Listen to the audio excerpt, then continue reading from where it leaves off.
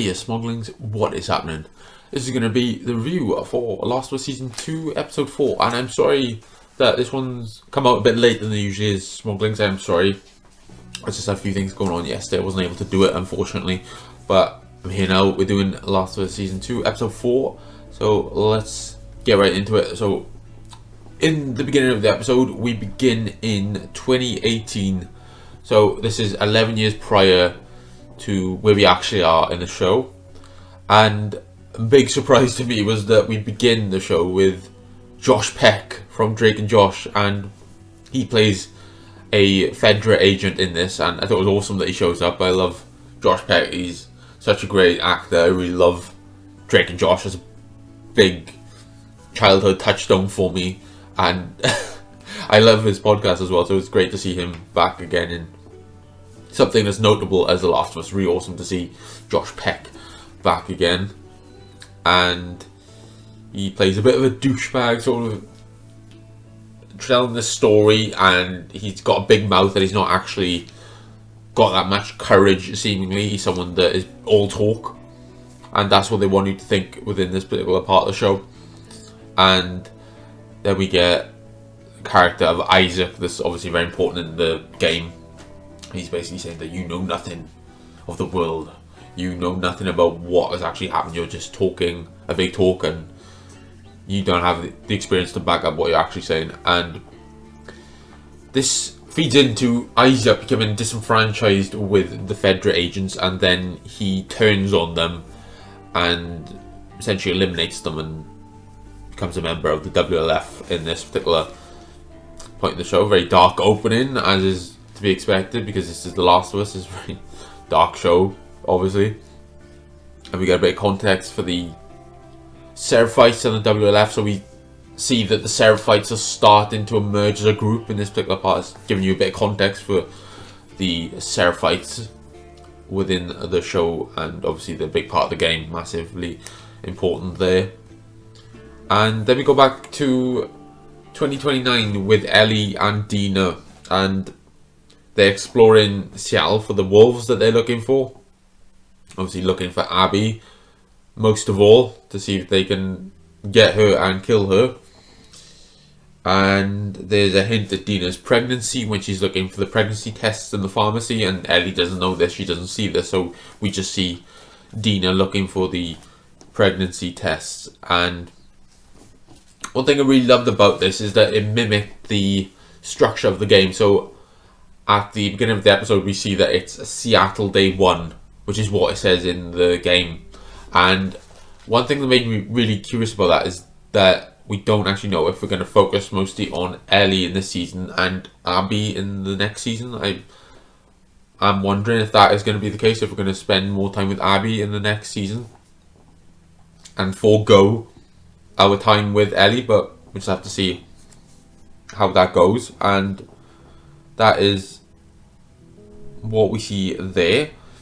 And they see the WLF attack tower that they want to go to look for, and they're hoping that they can find some information on Abby in there. So they go there, and they take a bit of shelter, so they go to the record store, which is obviously what they do in the game. It's an optional sequence in the game that became quite famous for Ellie's rendition of Take On Me by a-ha. It's a lovely moment, and they talk about it in this particular show. And I love that they have this moment here between Ellie and Dina. It's a very emotional moment, and it's a really great little part of the game that's completely optional. You can completely miss it and it won't affect the story, but I think it's essential to actually experience this moment in the game, and I'm glad that they include it here as something that is compulsory to see. So that is really cool. And I have to say, the Bella Ramsey does an amazing job here. She really does a really good job at conveying the meaning of the song and how it felt with her and Joel. And I found that in this moment that the theme of anger and hatred is lessened in the show, as it's more present in the game, and it's what Ellie's feeling all the time, but she's not quite the same character as in the game. The rage and the hatred isn't apparent, and it's something that she probably feels, but she doesn't express it as much in the show. And I think that perhaps was a good decision, because it's a lot for general audiences to experience the level of rage, anger, and doom that befalls Ellie in the game of Last of Us Part 2. Because I think that, as amazing as it is, The Last of Us Part 2, it is incredibly heavy and incredibly dour and somber as a game, and I'm not sure if you can sustain a whole TV show with that particular theme. I think you need that sense of levity, and I think at this point they're doing a quite good job of navigating that, even if sometimes it is a little bit too blunt in how not affected the characters are. But that is the case with that. And then we see the Isaac character interrogate a Seraphite.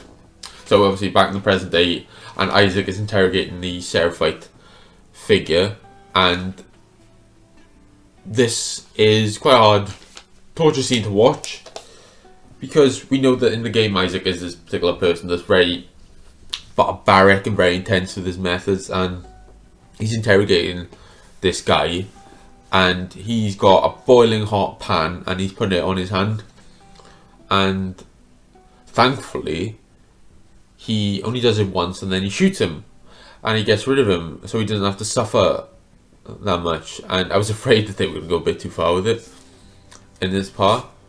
And I know it's a bit contradictory, because I said that they de-emphasized the anger and the hatred, but I was afraid they would subvert expectations and give us a really horrible torture scene. I do find them quite hard to watch sometimes, the torture scenes. Although I'm not squeamish, because I do watch the Terrifier films, and they are probably one of the most disturbing things you will ever see in your life. But I liked how they did it. They handled it quite tastefully, and it wasn't so overt and really hard to digest, so I did appreciate that a lot. And we learn through this interrogation that the Wolves are becoming Seraphites. They are increasingly losing their numbers, and the Seraphites are winning the game of influence over them. And then we get the Seraphite killed, as I said, by Isaac. And then Ellie and Dina get to the TV station, and they're looking for the Wolves, and they escape to the transit tunnel. That's where they go, to the transit tunnel. And we see that Ellie gets bitten, and they get to the theatre. And Dina is about to shoot Ellie, because she obviously believes that once you're bitten, that is your life over and you're not immune to the virus. But Ellie informs Dina that she is immune to the virus, and she has to trust her, so she basically watches her all night while she's sleeping to make sure that she doesn't turn. And then this moment I found a little bit odd, because Dina tells Ellie that she's pregnant, and then they have sex, and then they have this positive reaction to it in the show. But in the game, Ellie's reaction is negative. She believes her to be a burden because of that fact, because she is pregnant. But it's a different reaction here, and I'm going to see how this plays up, because we're going to see in the next episode how this actually occurs, because it looks like Dina is coming with Ellie on the adventure, which she's not in the game. She's staying at the theatre while Ellie's going on these adventures, so we'll see how that plays out. I do love this line that Ellie said, where she says, "I'm going to be a dad." I thought it was quite funny, quite a good line. Ellie said, "Bella Ramsey did a great job here." Great job in the episode, both the leads, Dina and Ellie. And then they hear that this character, Nora, is going to be at the place of Lake Hill.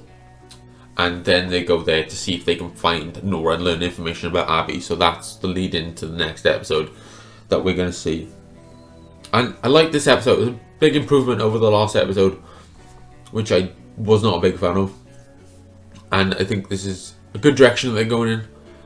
Coming to see the next episode. And once again, I'm sorry for the late review for this one, but I really appreciate you. I appreciate everyone watching, and I am also doing my Star Wars review, so they are coming out as well, doing the prequel trilogy, and I think I'm just going to do the prequel trilogy for now, and then perhaps later on I'll do the subsequent entries in the series, as it's just quite a lot to do the reviews the way I'm doing them at the minute. So I will see how I feel after the prequel trilogy and see how that goes. But I really appreciate you, Smugglings. You guys are awesome, and I will see you soon, Smugglings. So you guys take care, and I will see you soon.